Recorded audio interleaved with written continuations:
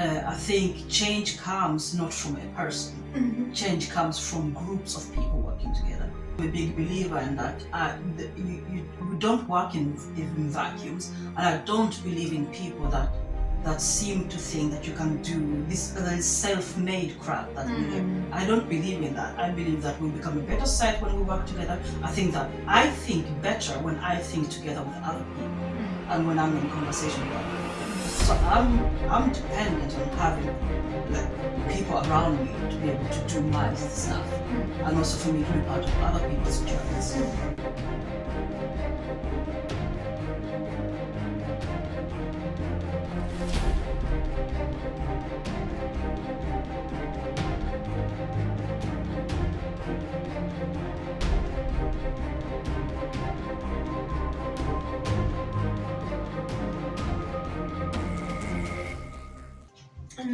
The Edges and Dreams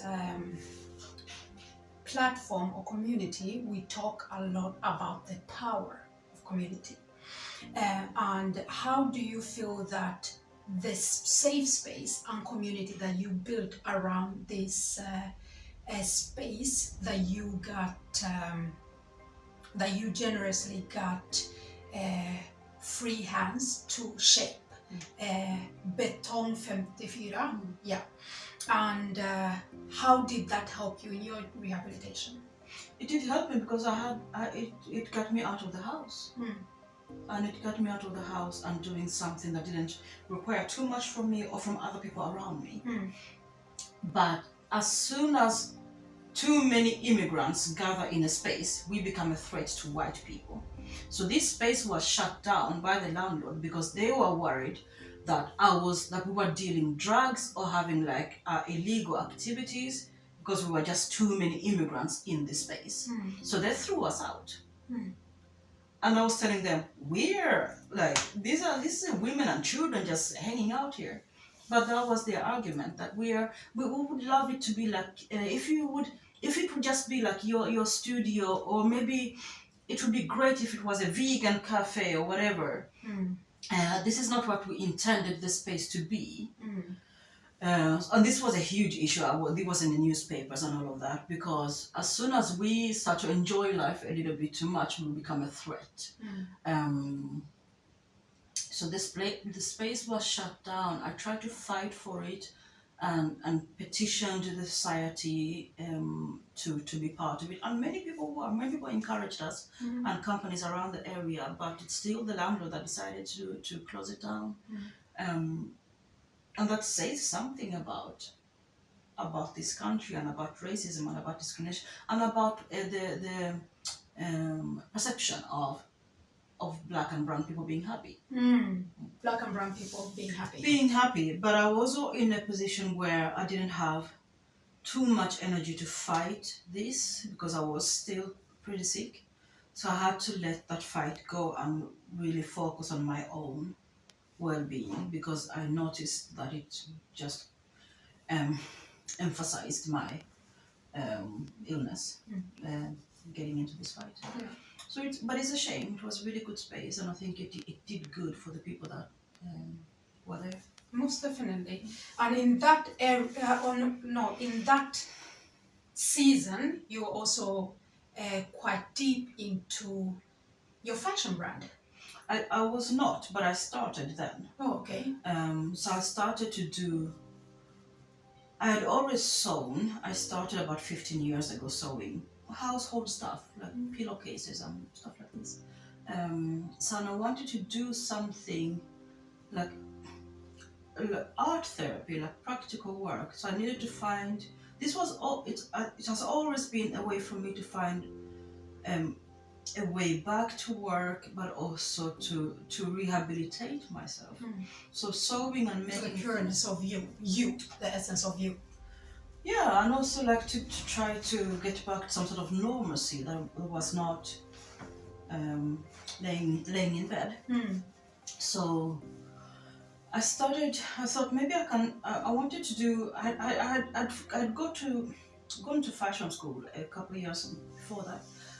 And I'd always wanted to try on making a collection So I did that, and it took me quite some time. I think I was working on it for about a year and a half. And Before you go deeper, tell our fellow sisters what your company or your brand name is and where that they came from.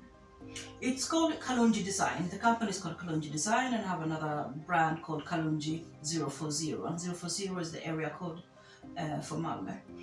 Kalunji is a Luganda word that I used to call when I was pregnant with my child, and we didn't have a name for this child in my belly Or gender. or gender. I used to call the child Kalunji, and it's a harmony of endearment that we use in southern Uganda.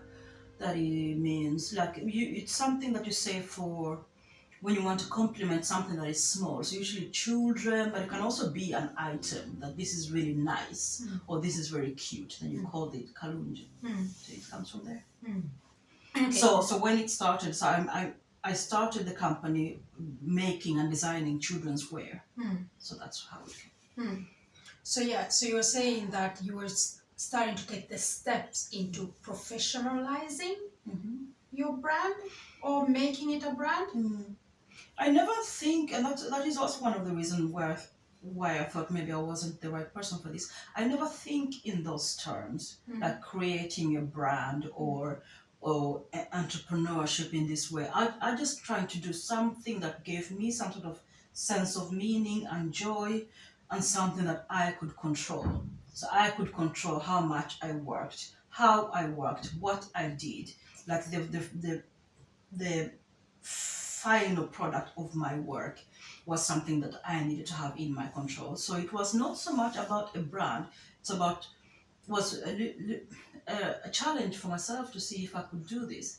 But then this challenge like took on another level, because then I was contacted by a person who was then working with Stockholm Fashion Week, and as all fashion weeks and fashion industry in general that is super white and super racist.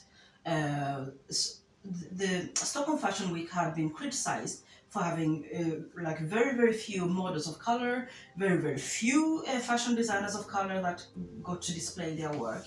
So this person was in charge of introducing more designers of color to Sweden. And they contacted me and said, I heard that you're working on a collection. Would you like to show it on Fashion Week? Or in this segment that is showcasing Black artists. So this got me on another, how to like amp up my work to be able to finish the collection and show it in Stockholm. I think this is about 8 years ago. I love the fact that you said, like you literally verbalized our motivation to including you in this segment. And the thing is, Edges and Drinks slogan is unapologetically connecting, equipping and celebrating Black and brown women in the Nordics. And what you just described is the unapologetic and also the celebration of it. Because the thing is, when myself and my team were thinking or going through the list of the women that we wanted to highlight or spotlight, you came up because we have observed you and experienced you as an individual, but also an artist that has some way, somehow, through everything you've done them on your own terms, and also with a foundation of wanting to understand more or better for either the society, but most importantly for our community within whatever you did, either if it's Beton 54 or if it was the policy issues that you studied and worked with, or if it was to actually amplify the social injustices that are connected to different areas in art, in policy issues, and also how Black and brown people and migrants are treated.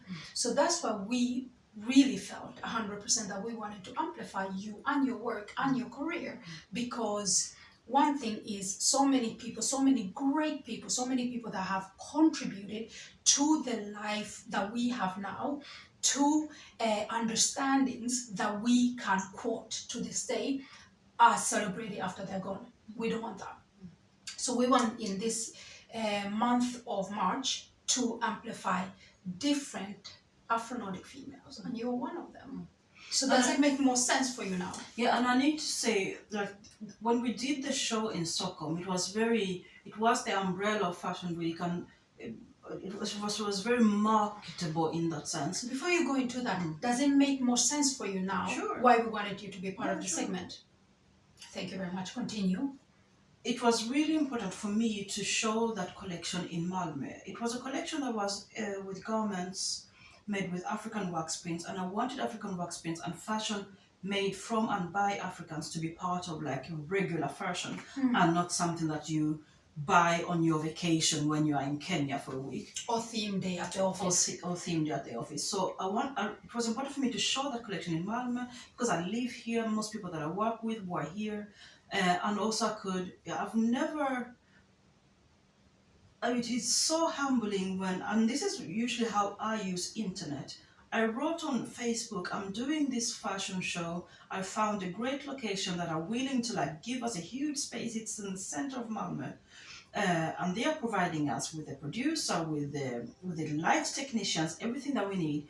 But we need about 50 people to make this work. I need models, I need a hairstylist, I need makeup artists. There's no budget, but there are so many people that came together. Shout out to Moriska, Paviljongen, and all the producers there, Linnea, and we did this show, and Moriska, and this place that fits about 500 people was packed, which is also says something about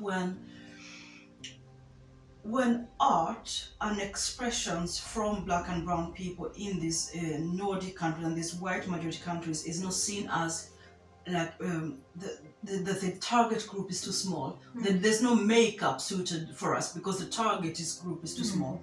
This said something. There were 500 people that were willing to come to this show, and also this is a business. People ate and drank there and filled the space, and we had this great show. And till this day, I still meet people today that remind me of, I saw that fashion show. And it was the first time I went to a fashion show. It was the first time seeing a black designer doing something. So I'm really, really proud of that work. And also, for people for showing up and helping out. And I believe it's also very important to highlight the fact that being black and being part of the black community is not only about struggle. Because what you displayed with that show is the power of community, the power of celebrating our art, celebrating our art infused into the society that we live in and where we are now. So I believe that, this saying when they say like, many people won't remember what you said, but they will always remember how you made them feel. That evening made people feel seen, made people feel validated, and made people feel worthy of celebrating. We had models. I think we had about 20 models on stage. People with different ethnicities, different ages. I think the youngest was 16 and the oldest was in her 50s. It was a variety of these bodies and cultures standing together on the same stage, and also people that you won't normally see on a runway show. So I'm grateful for that, and I'm a huge believer in DIYs and DIT, do it together, and that is how most of my work has been conducted. I always, every time I have an idea, I always reach out. I'm thinking about this. Does anyone else want to join, or doesn't want to add to it? So always I'm trying to like DIT it. I've actually never thought about it until in this exact moment that you are a community builder. Like I've never thought about you in that sense or terminology, but when I hear, and I was there for the majority of this things that, or stories, memories that you're sharing now, but it's just now that I really do understand that you are a community builder. Maybe because I don't normally use those words. Yeah, I know. I don't use those words to describe what I do. But I also am a big believer in that we don't work in vacuums, and I don't believe in people that seem to think that you can do this self-made crap that we do. I don't believe in that. I believe that we become a better site when we work together. I think better when I think together with other people and when I'm in conversation with other people. So I'm dependent on having people around me to be able to do my stuff and also for me to be part of other people's journeys. So I think because I haven't used those words about myself, but the processes look the same.